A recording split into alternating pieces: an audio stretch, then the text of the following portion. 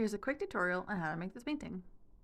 First off, you're going to need all the supplies in the box. So the isopropyl, I'm currently using the pink, gold, and blue inks. You will need your straws. I just have it in a cup because I tend to lose them otherwise. I've also poured my isopropyl into a cup because, again, I'm accident prone, but you can just poke a hole in the top of the isopropyl and just use your pipette from there. It's all just personal preference. I also have a paper towel on hand just in case I end up spilling. And now I put on my gloves. Again, you don't have to use these, it's personal preference, but if I don't, I end up staining my hands, so it's better for me to wear the gloves. For making this painting, you're going to start off with 1 drop of pink, a few drops of isopropyl, and you're just going to blow it outwards. Then you're going to do the same thing with the blue, put a little bit gold on, and then put some isopropyl and just blow it outwards.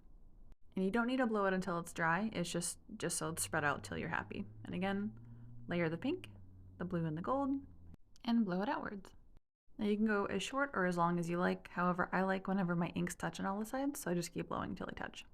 Now I do it on all 4 sides, and then the corners, I do pink, blue, sometimes purple, just depends. Make sure not to blow it until it's dry, just until it's touching each other. The way it dries is going to give the really cool effect of when you see here with the final picture. It's the dry time that makes it look this cool. Have fun!